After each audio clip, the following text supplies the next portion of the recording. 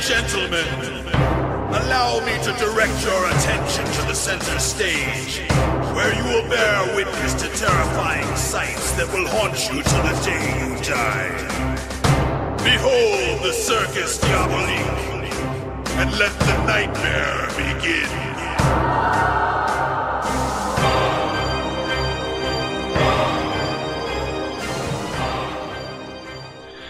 Hello darlings, welcome back to another AshenCast. It's that time of the week again, and at a late hour, and I'm sat here with coffee, and also Martini Rosso, because why the hell not? But moving on, this week, it is the Halloween special, of sorts, you could say, as everyone's running around trying to get their hands on the witch outfit, which, you know, as everyone knows, clearly is the only mount in the game. And so we find ourselves amongst the nobility of Divinity Streets this week, with a representative of the high society, no less. Why don't you go and introduce yourself? I go by the player name Bria, but my character in game is named Erikah, and I run High Society. Woo! As you may have guessed, I did not mention my co-host, because unfortunately, the spooky curse that is the co-host position has struck again. She's just not here. I tried the ball and chain, came back, it was gone. I really do, ladies and gentlemen, but the position is just cursed. I'll add some sort of Halloween laughter in the background for you all. But yes, moving on. We are back once more, as always. Thank you, there we go, special effects. Just like to mention that I would list all our commenters, but the fact is, everyone's in. It's one of those weeks. We're having some fun. Everyone's in game or up to some kind of shenanigans. Damn it, I used that word again. If you listen to last week's podcast, you know why I keep mentioning shenanigans. It's just such a nice word, isn't it? But yes, anyway, moving on. Recent events. Now, this is a throw-out to the entire room, including our guests, just to make everyone nice and casual and relaxed. What's been going on? Any recent shenanigans? I'm using the damn word again. Don't make me get a broom. Oh, not the broom again. Yes, the broom. That's how he enforces the law in the guild, just so you all know. I will declare shenanigans. But yes, I think that's the 5th time I've mentioned the word now in the opening of the podcast. God damn it. But yes, moving on to the actual questions. Here we go. I'm going to try. Bear with me. Here we go. Any recent events or just recent fun that anyone wants to discuss? Throw out there, get some casual conversation going, because make our guests feel nice and relaxed. This is an informal setting, not an inquisition. So everyone relax and just throw out some ideas. What's going on with everyone? There was the October expansion, which was pretty awesome. How does everyone feel about that? Because, for example, I'm a complete noob when it comes to lore and stuff. So what is this stuff about the Mad King? Is it just fun holiday lore, or was there a Mad King? Okay, I meant there was a Mad King. I meant our expansion, but yes, go on. He was a king of Kryta, and he went insane. I think he ended up cutting off some heads. And actually, he hadn't been seen for 250 years, but he's coming back this year. And we're finding out more about him, like his name and why he went insane and things like that. So it's pretty interesting. So he's actually an official piece of the lore then, because I've got to admit, this is probably sounding like it was completely stolen from Game of Thrones. It probably is, because unfortunately I've been saturated in that stuff recently, and I mention it every podcast. I'm clearly a fan. But I love the idea of making a knight character. Well, someone who has knightly values, because, like as I said, there's no actual solid chivalry code in Guild Wars 2, apart from the one's individual. And one of the ideas was, I was trying to think, what on earth could I have? So I thought maybe it's like some ancient shame of the family line was going to be they were like the house guards of the Mad King or something. I mean, does that sound viable? Or does sound so... I listened to it, and then I watched Game of Thrones and thought, I've just nicked everything from this. Well done, Gray. Well done, Pat. Well, Mad King Thorn was one of the many kings of Kryta, and he actually lived around the same time as Palawa Joko before Palawa Joko became a lit. And there's actually a group, I believe, called the Lunatic Court that's trying to make him. He's literally a ghost that pops up around every time during Halloween. And they were actually trying to give him like a body. So it was going to technically make him a lich, and there's a lot of story behind it. But I believe that Thorn was actually killed by his own people because he was such a tyrant. Oh, so it happens a lot, it seems. Here, I mean, any particular name you want to be addressed during this podcast, by the way? Me? Yeah, any specific name you want to be addressed by, because, you got about 3. Erikah is fine, sorry. Okay, Erikah, there it is. Just so you all know, the guest is Erikah. I'm pointing at her because clearly I'm using video. I do this every podcast. I'm very visual. I mean, what you don't see is I wave my arms about. I'm swilling on the seat. I'm taking sips of my drink. You don't see all this. It's terribly wasted energy. But you know what? Sod it. I'm having a good time. But So yes, anything particular you liked about the update? Because I was really surprised by the amount of stuff at Lion's Arch. To be honest, I always feel like really overwhelmed with event stuff because I feel like I have 5 days to do 1,000 things, and it's just kind of frustrating. And it makes RP in Lion's Arch like impossible because the amount of overflow, because people running around everywhere. And unfortunately, the immediate time when you got given the gizmo in Lion's Arch and you have to start like scanning for signals, my first thought was Ghostbusters theme. It's been stuck in my head since. It's a plague upon my existence right now. You guys haven't played during the Dragon Festival, have you? The lag during that Guild Wars 1 is utterly freaking ridiculous. Oh my god. Like Vanilla WoW Iron Forge lag shield bad. Well, that's because everybody went AFK in those rings to get their lucky titles. There was a glitch one time where someone accidentally caused like the summoning of like 6 emperors, and they're all just sitting there looking at each other. Stand off. May the real emperor stand up. So yeah, this is not as bad as it can get. I just hope they can manage it a little bit. I mean, throwing out here to my usual standpoint, because like I said, I've not got a lot of experience with MMOs, apart from the usual. Stuff like in WoW, for example, some of them were quite poorly managed. I mean, okay, I think it was pretty well known this was an RP server, right? And Gold Shard's got a pretty bad reputation as it is. So it's like, okay, we're doing an Easter event. Let's put the event in Gold Shard. It's like, you do realise why? Do you pay attention to your own game? No one wants to go in that place. But no, instead everyone was running around as tiny rabbits, which did cause the Rabbit Crusade, which was like millions of people just using the polymorph ability to become rabbits and to storm the place and try and attack the king. Rather interesting event, rather fun. But yes, I gotta say, first event at Guild Wars 2. I mean, how does everyone feel about it? I mean, I was impressed. I think it was well done. I mean, it looks fantastic when you're walking around Lion's Arch. I was kind of upset because, like, they had alluded to this big costume wars thing, so they made it sound like there were going to be 8 or 9 costumes available in the store, and there were only 2. And the costumes are actually that costume brawl thing, and it's very temporary, so I was kind of upset by that. I felt like they misled us. I know the feeling, because you thought, oh, these new little items you can get. I mean, hell, I'm going to claim my free devil horns from the gem store, but that's about it. Yeah. I expected something a bit more extensive. I mean, hell, I would have killed for Gabriel to have an angel costume for a fancy ball or something, because that just would have been too perfect. But instead, it's just like, oh, you get these, you get the witch outfit, and how many people have got that outfit now? Yeah, it really takes up. Me. The Char, ladies and gentlemen, has the outfit. Because unfortunately with Halloween, it's always the stereotypical slutty prefix on all costumes. So unfortunately, I have terrible mental images right now. I have to admit. You can always do what the gay community does during Halloween. It just goes fucking crazy with the stuff. I kind of prefer how they do it because they're a lot funner than just a bunch of girls walking around in skimpy outfits. Yeah, true. I mean, around here it's relative. Well, I live in a partly dead town, to be fair. I mean, there's usually something big at the park around about Halloween. So, literally, I think in-game is the biggest Halloween festival I've seen. But then again, I'm at uni now, so most of Halloween usually involves people getting really, really drunk. Which I don't object to. It's usually fun to hang out with them. Yeah. But not that I'm encouraging drinking, as I'm sat here sipping my martini. I'm not encouraging at all. No. Oh, it's tasty. Don't do drugs, kids. But yeah, moving on. Let's get to the actual bulk of the questioning, rather than drowning our guest in our dribble.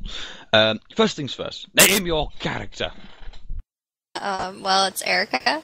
I only have one character, so... I know that feel. I've got to say, I can... I mean, breaking away from the questions a little bit here, I mean, is that a personal preference? Because I, for one, I pour so much detail into one character, as people have even actually told me. I pour so much detail into them that I find it hard to dedicate time to any other character. Do you find it like that, or is that just me? I'm sort of new to MMOs. I've played Lotro, Star Wars, and then this one, and every single one, I've had the same character, the same name, and all I do is change the history. So it's literally the same character, just going from game to game. I'm not even gonna lie, I'm really that lazy. An RP chameleon. I've seen it work on so many other people. I mean, hell, I know a couple of people that just have, like, character prefixes they just stick on any world, because it works. And if you enjoy it, there's no problem with that, as far as I'm concerned. Now, it's going to be interesting the way I word this. Would you say, I mean, what guild are you part of? Is the High Society a guild? We do have a temporary event guild. Basically, it's called High Society Events, and it's only used for events. We're not really a guild. We're a non-guild organization, an NGO, and so it's more of a network, really. I really don't want it to be a guild. I don't want it to be a clique. I want it to be something where, like, we throw events and the entire server can come and participate.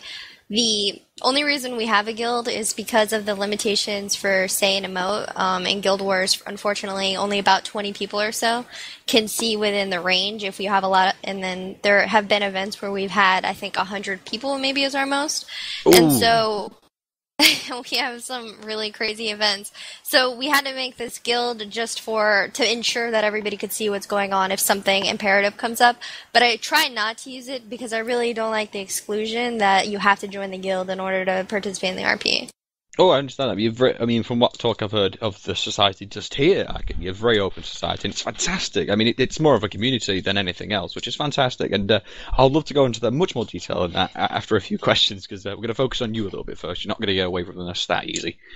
So, first thing is, let's learn a bit more about your character. Who is she? What's her in-character background? And then we're going to start interrogating you as a person. So, first things first. What about the character? Who is she? Who is this character that you said you've changed and given her a new backstory? Now, who is she in Guild Wars 2 to you and to the rest of the world?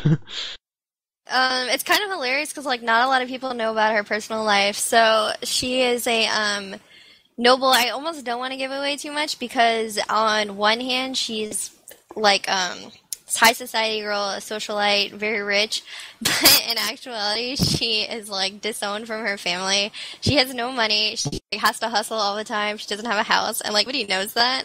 So there's two like completely different sides to her. Like the entire community pretty much is into this facade, and then in real life she's really screwed herself over for making a lot of bad decisions. Oh, Gabriel would love to meet her.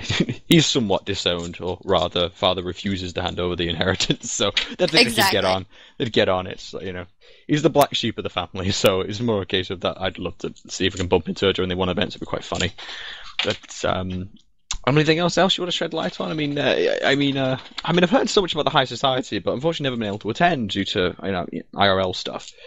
So, as a character, what's she doing with the high society? Is she just one of those sort of like borderline con artists, just like floating around, like one of those sort of nobles where their promise is worth more than the actual money? So it'd be like, I've just had a lavish meal. In your name alone, they don't expect you to pay now, sort of thing. Very sort of late Victorian sort of era. Sort of the name is worth more. You don't just ask them to pay the bill. You'll be paid when they're ready, sort of thing. Yeah, to be honest, it started out as she just was kind of like a party girl, living off of her money, so she would throw these, like, elaborate events in the city to just sort of, kind of do that social thing. My vision for it was sort of to, like, take Mean Girls and put it into Guild Wars 2, so I wanted her to be like that Kim Kardashian or Paris Hilton of Guild Wars 2 and do all these ridiculous things, and then it's turned into, now that she doesn't have any money, she has to keep signing contracts for events, but thankfully, like, she has the reputation to back it up now. So she has a lot of clients, and she's turned into, like, a event planner, sort of, for the elites of Guild Wars 2. That's brilliant. High society by proxy is leeching off someone who doesn't have any money. I just find that immensely hilarious. I do love that dynamic of nobility RP that's coming, which is one of the reasons I just love the premise of the high society, because for the first time ever, at least for me in my experiences, I am seeing an established noble family within reach and other places. The people actually have family lines and all sorts. I mean, the Ashenfold itself has made a number of societies. There's more been added to the mix, to my knowledge, because I'm getting slowly immersed in this, and I've had no experience in it, so it's all new and shiny to me. So all I can say is I'm immensely impressed already, just because walking into a city in an RP setting and knowing there is a structure. I mean, not feudal, because that's not the way the system works in Guild Wars 2, to my knowledge anyway. So it's just fantastic to actually see everything in place. There is a pecking order within reason, which I think is fantastic for dynamic RP. Yeah, we have a lot of really great RPers, and I was really...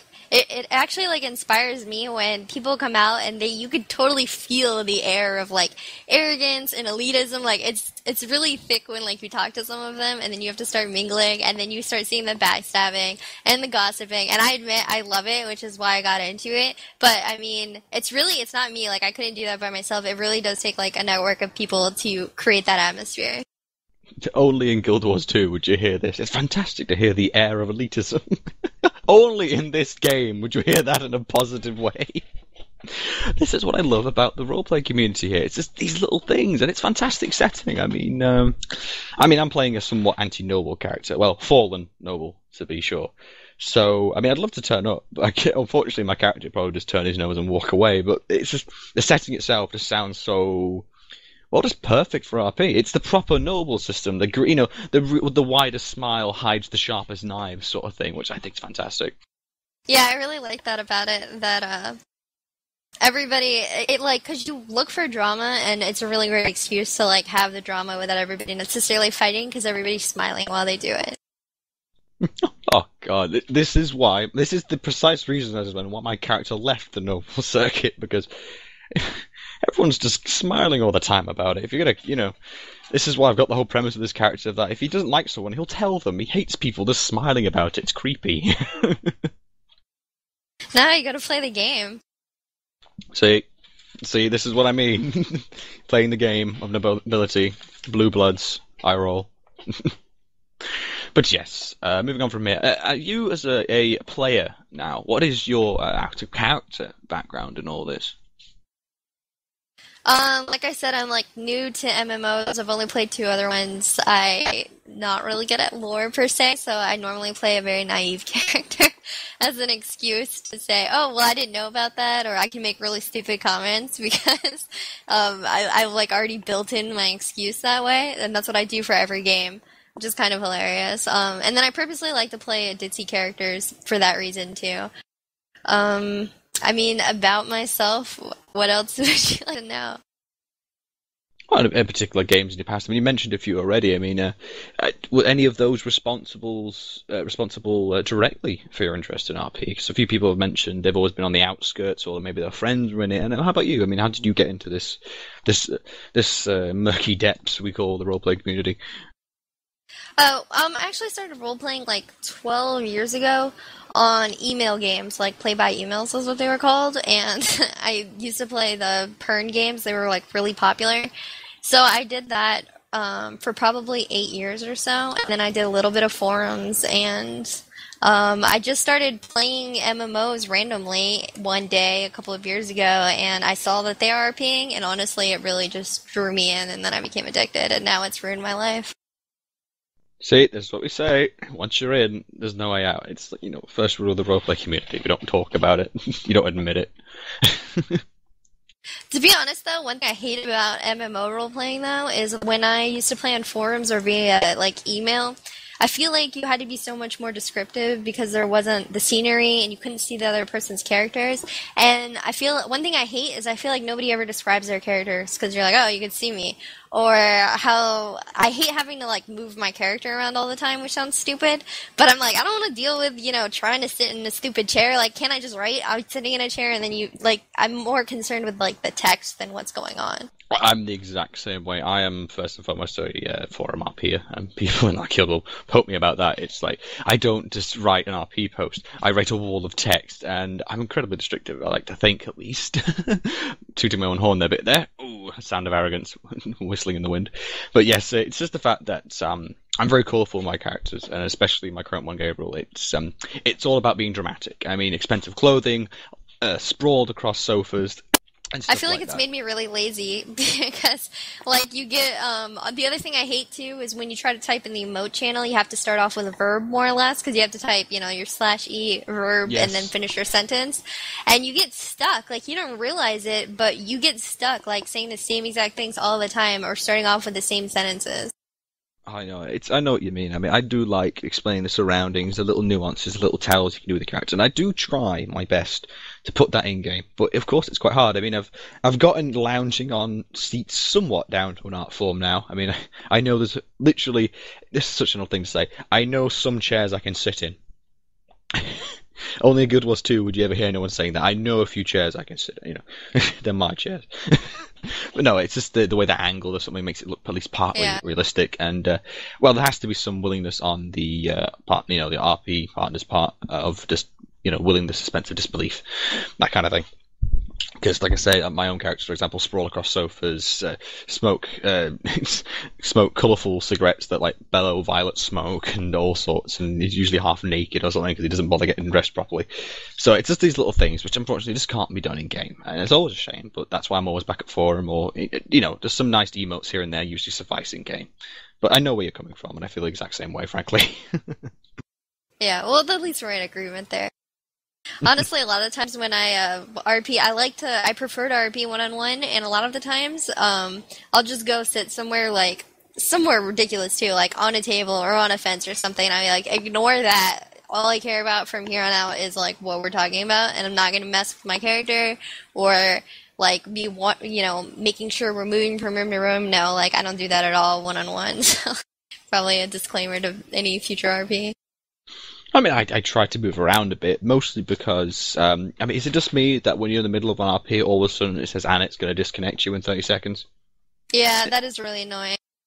It's like, typing apparently is not doing it. It's like, well, I'm clearly in your game, socializing if I'm typing. Surely there's some way they could have said, typing, no need to disconnect. But no, it's like, I'm in the middle of an RP, and then all of a sudden I have to jump up and down like a madman.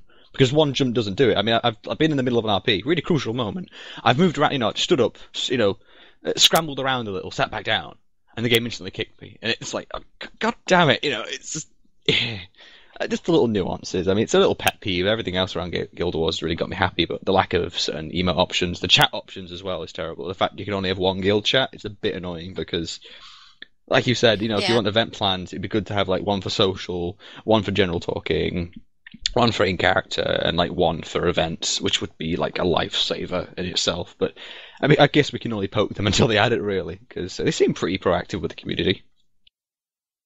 Yeah, I think in general most of it's gone pretty well. The thing that bothers me most is the limit towards how many people you can see their emote, because I don't understand. I mean, I know they're trying to reduce the stress on the server, but at the same time it really screws up my events.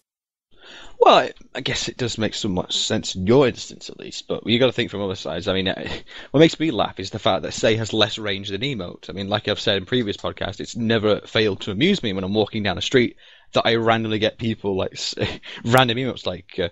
I'm a mile away from the tavern and I can hear someone sitting down. Apparently, it's like, dear God, I'm Spider-Man or something. My senses are tingling. Say did used to project to the entire zone, so just remember they did shorten the range for. Oh God! Sat in the, standing amongst the mountains, away from civilization, and Frank has just sat down in the chair and looks lazily over the bar. Wait, what? Just looking around, what? But yeah, so I can understand. But in the case of events, I can understand why you made the guild premise, because, to my mind at least, that sounds good, because you could just open a tab and just check the events for the day, which I guess makes sense when it comes down. So the guild thing was a good option by your group to do, because it's the case of, what's going on? Oh, check out the guild. Oh, that's happening. Which I got to admit, that's fantastic. But I guess it must be very annoying to try and broadcast to a community as large as yours, frankly, that something's going on. I mean, how do you advertise? Forum-based, or do you rely on PMs even? It's almost sickening. I still do. I advertise on 4 different forums. I send about 70 in-game mail invitations. Personally, with, written invitations in game, so people receive them ICLA, so they can't say, I don't have a reason to go there. It's no, you got an invitation, you should come to the event. And then I have a lot of networks that I use, and I try to advertise stuff as much as possible. And then when it actually comes to, say I'm doing an event and I need people to join the guild, that's so incredibly hard, because people show up randomly to the event. A lot of the times, all these people, there's no way I can possibly know all the people that show up to the event. So, the event starts, nobody shows up on time. You just know if the event starts at 8, everybody's going to be there at 8:15. I don't know why our peers do that. They just do. So everybody shows up at 8:15. Then they want to RP, but you can't see everybody saying emote. So I have to try to invite. Seriously, my one event I had to invite 50 people to the guild. Then several people had invitation issues. And then, did you know that 50 was the cap for the guild? But I had to have at least 32 people on to expand the guild, so that was a mess. So I could only have 50 people then, and I'm trying to, message everybody. And then all the while, I'm trying to announce and say, and I announce and emote, for people to join the guild if they want to see what's going on in RP. So it's a complete nightmare to organize these things sometimes. Clear love and dedication for your work is quite evident now. I can say that much. Yeah, I try to put what's coming up in my guild chat in the message of the day just to give people an incentive. They don't have to stay. I would never penalize anybody for not staying in the event guild, but I try to put the events in the actual guild chat or in the message of the day so that, if they stay in, they can always just switch the tab, look at, what's coming up so they're always clued in. That way it will just, I'm hoping it will help save me an extra 20 invites, the day of the event. God, that must take so much time, and I have instant respect for you because of that. And moving on quickly, because we could go on for ages. Any particular favorite RP moments in this flurry of RP events that you call a lifestyle? 1 week I was going to do something really casual. I thought about this question beforehand, and so we were going to do a really casual garden event, and everything was going fine. Like 45 minutes into the event, everybody got a mysterious, anonymous mail that said there's a murderer at the event and somebody's coming to kill you. So like maybe 15 people got messages saying that there was a murderer coming to kill him, and everybody starts freaking out, and I had no idea what was going on. This was probably my 5th event, and everybody starts messaging me saying, oh my god, there's a murderer, like, who's gonna die? And I'm trying to figure out what's going on, and then in the middle of the event, somebody drops dead. And I was just like, what is going on? That was probably the craziest night so far. Ladies and gentlemen, Guild Wars 2. This is the kind of stuff that happens, and isn't it fun? I assume it was a successful event. Did you like that sort of thing happening? Well, it's your favourite, so I can only assume that it was good. Admittedly, at the moment, I was really stressed out because I put so much work into these. So, it kind of felt like somebody had hijacked something. But that must be a worry.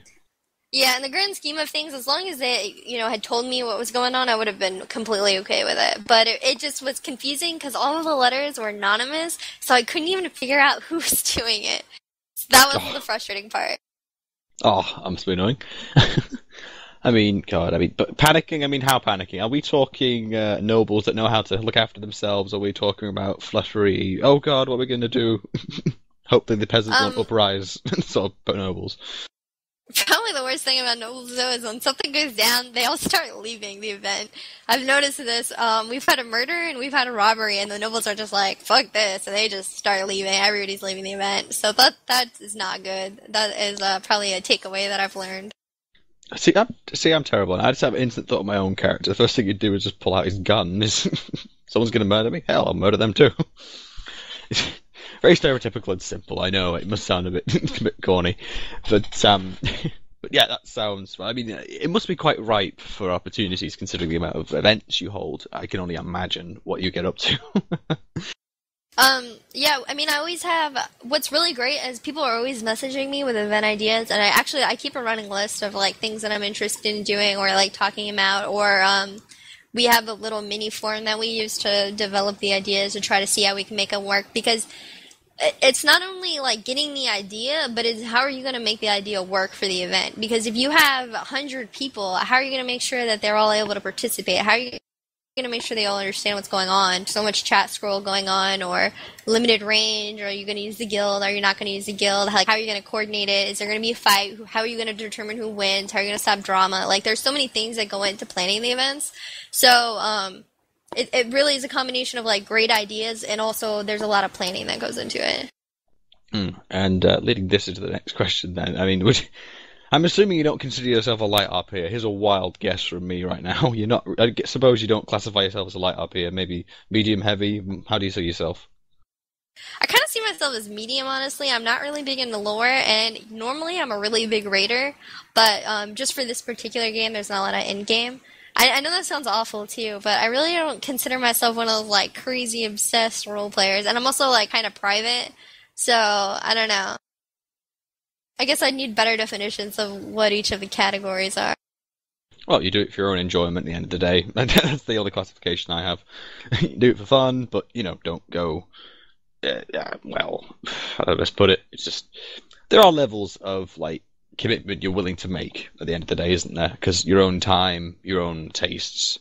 you're holding events. So it clearly shows you have a great interest in the game and role-playing it out, so... Sounds good to me. There are definitely times, though, like, I log on and I'm just I just want to chat with people or hang out or just talk. I don't want anybody to be with me. I just want to, go explore or do crafting or something else, because sometimes you do need a break, too. Oh, yeah, I mean, I do that myself, too. I mean, I ended up playing stuff like Chivalry recently. just because it's like, I could go a game, but I do need a bit of a break or something, so I'll go around lopping heads off in some medieval simulator, also known as the shouting simulator, due to the massive abuse of the shout button. Literally, you go in the game, you get deafened within the first few minutes. Medieval psychological warfare, ladies and gentlemen.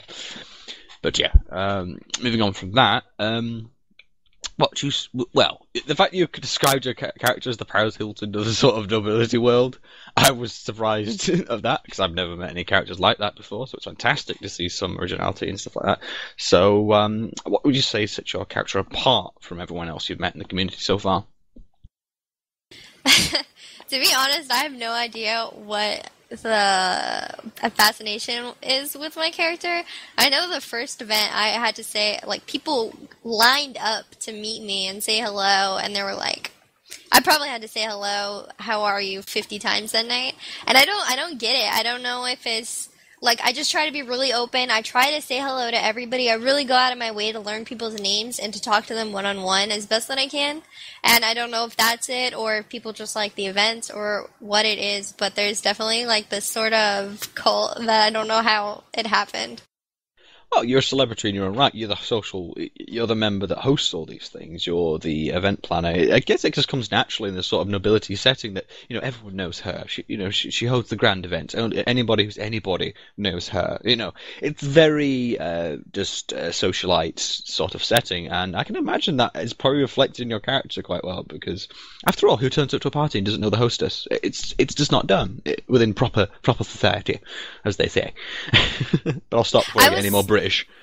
But, I was so impressed that people were like, well, I need to say hello to her before I leave, or I need to say, hello to her, or give the hostess a gift, or just thank her for inviting me. I was so impressed with how polite people were, honestly, when nobody knew me those first few weeks. It's all etiquette, darling, etiquette. You're in the noble circle. I would expect this more than anything else, so I can understand that it must have been overwhelming to begin with, like you said. I just wasn't expecting it. Everybody's been really supportive. I think people like just the proactivity of it, they can rely on having something to go to every week. I'm not sure if that's it, or I mean, everybody's just been really great and supportive, and there have been events that we've done that have been train wrecks, and everybody's still been really good at support about it. Oh, well, it happens. I mean, nothing's perfect in the day, and clearly a lot of effort goes into this, and I have to agree about the fact that, you could have all these noble families, and you could have all these really good dynamic sort of characters, but if there wasn't some sort of common goal or common event to attend, I don't think it would be as good. Because frankly, if these people can't mingle in a practical setting without resort, well, frankly, you're not expecting the head of a noble family to be found in a tavern, the stereotypical place you go for RP. So the event itself, I think, is a fantastic tool to allow groups to mingle, even get people from different guilds. Because, like you said, it's more of a community and event players. I mean, I learnt of high society through the Ashenfold, just because one of our the leader of the Crown, Doxa, was attending one of the events, and it resulted in my character even being propositioned for a drug deal by one of the noble houses. Hush, hush, hush, hush. Because of course, as everybody knows, no one's angel upon the throne is there, wider smiles, sharpest knives, etc., etc. So it was good to see that not only was community mingling, but both sides of the world, there were other people that are very upstanding, proper, and yet there's the other side that are approaching people like me for drug shipments. So it's a wonderful mingle, and I could not express how delighted I am to see what you're doing, frankly. Yeah, I really am against those kinds of things where they say, this is our area, only nobles are in, or, we're claiming this are only who we say can go in. From the start, I wanted to make sure it was real and make sure that, we're not I never try to claim an area for myself. I would never kick anybody out of the event. And I just think it's unrealistic to try to move a character you can't physically move anyways. So I don't deal with that at all. I try to make it really accepting. So, Char, Norn, anybody's allowed in. And I don't think that there's that stigma of, these are only the posh people or something allowed, even though it's kind of out there, but it's not really.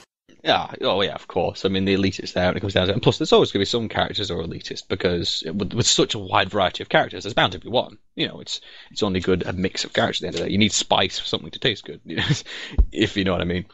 So, moving on to the actual high society in general, then, moving away from you so we can actually get to grips with the actual concept. Now, for the sake of my listeners, and myself, because I do take steps, so I'm suitably ignorant for the event, so you can talk to me like I were a babe to give me all the details. So, first and foremost, what is the high society?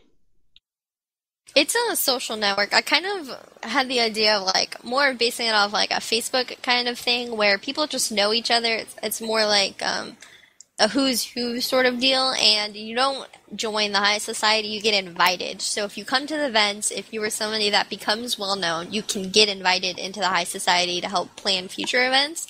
But otherwise, it's just a group that throws parties, and they're kind of the elite society of the group. But it's very what I want to say, fluid. It doesn't have a structure. It's a community at heart, I suppose, a roleplay community. It houses all these people and gives them the tools and the events to have good dynamic RP at the end of the day. That's what I see it as, and I could be wrong, of course, but as far as I can see, I just see a fantastic source of roleplay, really. It's crazy because there's no structure, there's no hierarchy, there's no guild even. It's literally just networking with people, writing letters, checking in with people, spreading the word, gossiping, honestly. That's all it is, and somehow it works, and somehow we've been really good at what we've been doing. There's no list anywhere of who's in it or anything. It's somewhat secretive because it's more of an idea than a thing. Frankly, very, very realistic to the true thing, really. I mean, there's no hierarchy within noble society. Sure, there's people of greater standing, but that's down to individuals role-playing. But, frankly, it just sounds very, I keep using the word, dynamic. It just sounds like it flows together nicely. It gossips like a real society. There's invitations like a real society. It's all about the individuals and dedicating the time and out-character and in-character. It just sounds like a gorgeous concept. I'm actually going to be hopefully sending out a couple new invitations shortly. We had one of our members died, ICly, and we didn't really have that many to begin with. So I'm hoping that now that people have gotten themselves a little bit more established, we're going to start sending out a couple more invites, so it will get a little bit bigger, but not too much. Because that would defeat the whole point. It's not supposed to be about who's in it and who's not. It's just the people that are in it are the ones that just help develop the ideas. That's all. Which brings me on to the next line of question. I was going to ask you, is it a guild or a community? But you've more than answered that by now. And, we've hammered the idea home, I think. So, one of my questions now really is, what do you do? I mean, I've heard of you mentioned before NGO. Did I mishear that? What is that, if I've got it right? As it's been explained to me, I didn't come up with the idea. I think Sin actually mentioned he came up with the idea. It's a non-guild organization, so it's just a collection of people, but it's not something official where it's formally organized, if I've gotten that correctly. Can I, since I remember pitching it back in, what was it, March or something, the idea was based upon the concept of having, because there's guilds and they're unrelated, is that an NGO represents kind of something like, this is a group of crafters, this is a group of merchants. It's the idea of creating a base organization to provide a connection of RP, but not creating all of the social rules and all of the RP rules. Basically, you don't form a guild, and a guild is a group of people united under a common philosophy RP. That is basically the simplest way of defining a guild. Whereas an NGO, like the high society, and let me be honest, an NGO is not a warband. People role-playing warband, that's not an NGO, that's a guild. You create a warband, you create a specific group of people, that's not an NGO. Well, as long as it remains open to the community, open to members, even my House of Maul, even though it's a noble house, we perform for people, we participate with people. I would say Erikah has the best example of a community NGO, and I'm going to plug the High Society here, not just as the guild leader of AC, but also because I highly respect what she's doing. And I have to say that if you want an example of what an NGO is and how open they're supposed to be, High Society is right up there. I do believe, though, that there are some basis for joining it ideally, but the working with it OOCly is open. We're actually expanding it a little bit too, such that sort of expanding on the idea of networking. So we've developed these lists internally, more or less. So I keep ridiculous amounts of spreadsheets. I'm an accountant in real life, so I freaking love Excel. Like, it's my best friend. So I have, like, crazy amounts of lists of things. And so I've begun, because so many people reach out to me with ideas and things that they want to do.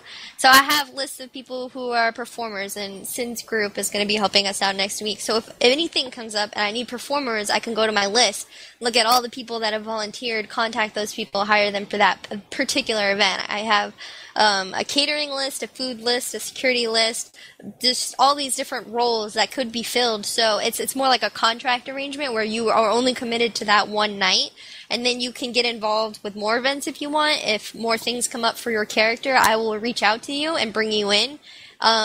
And my idea is just to, like, it's very non-committal, too. Like, if you don't want to come that week, you don't have to come that week. If you're busy or you don't want to work with high society or do events anymore, that's completely fine, too. But just for organizational purposes, we have that aspect of it as well.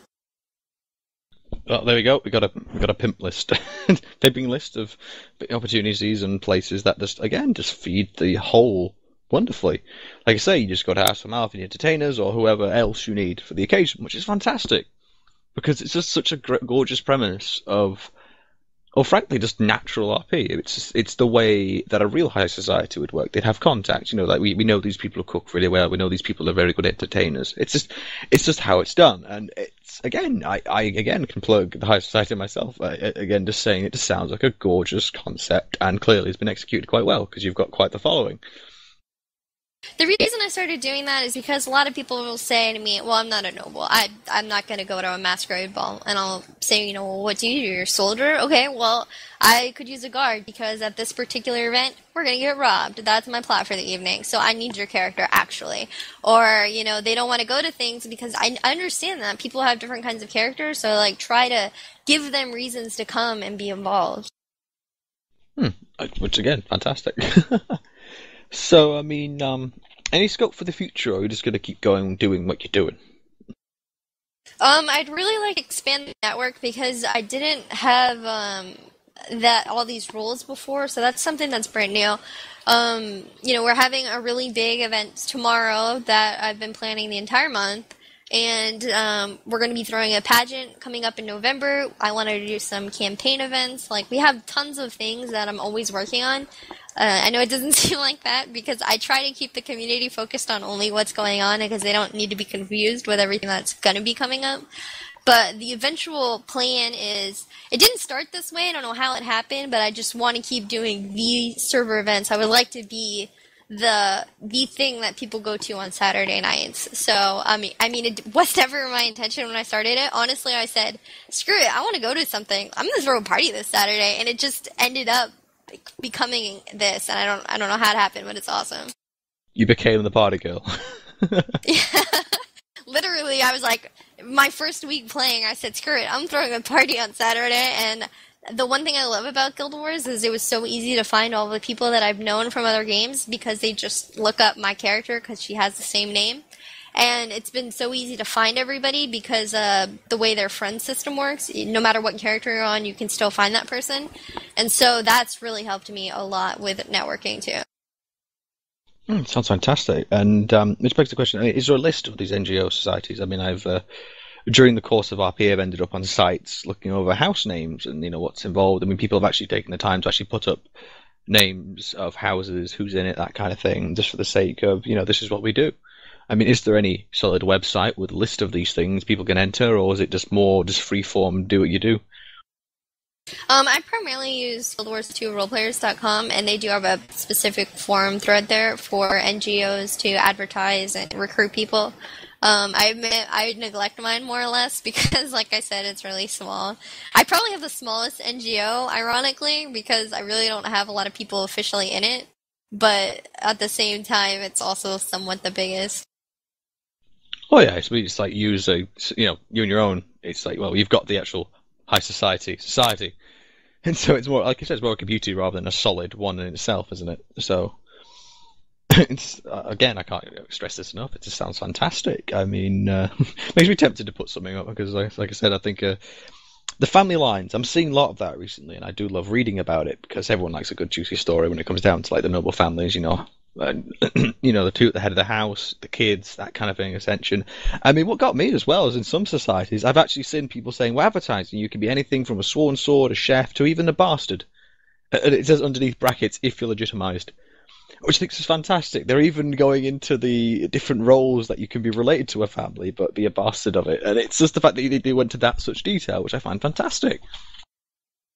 Yeah, I feel awful because I have a noble that's not in a noble house. I just didn't want to get caught up in all of the drama fighting between houses because I thought it would take away from my NGO's purpose and like ambition. Oh yeah, well you're the socialite, aren't you? You're the person that does. Well, you throw the parties. Why would you get involved in all that mess? You got parties to throw. Did Sin want to speak? I think.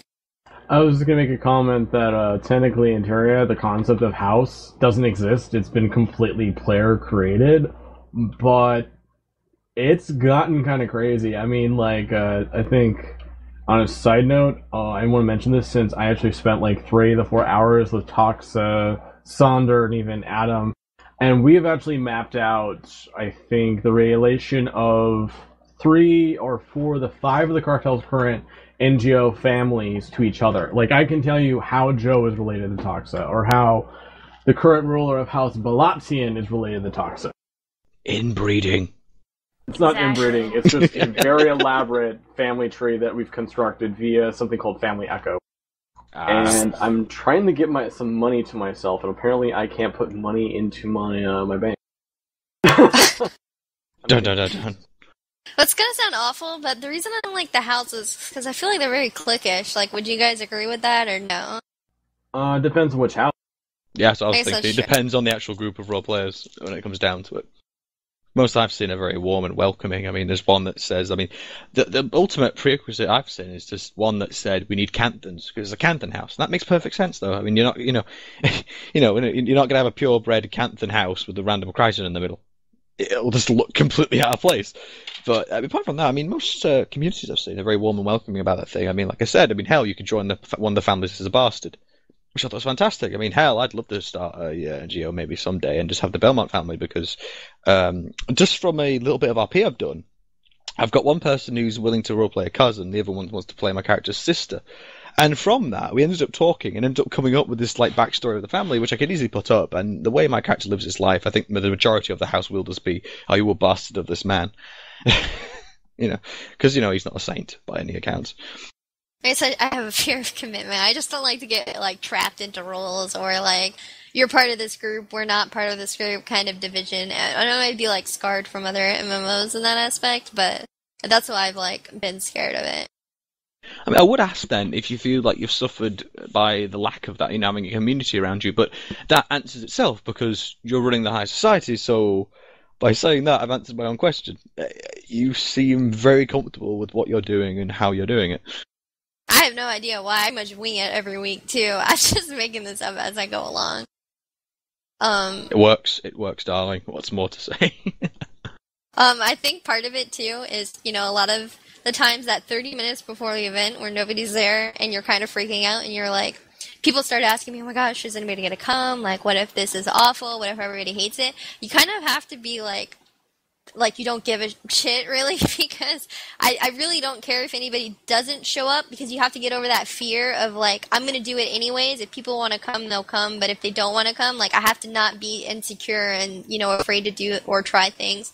That robbery event that I threw a couple weeks ago, I knew it was going to be taking a risk. I knew it was going to be really messy, but, like, you can't be afraid to just, like, put yourself out there. And it's scary sometimes because you know that everybody's watching you and you know that everybody knows you, and if you mess up, it's on you, and you might lose people coming to your events, but at the same time, you gotta do it.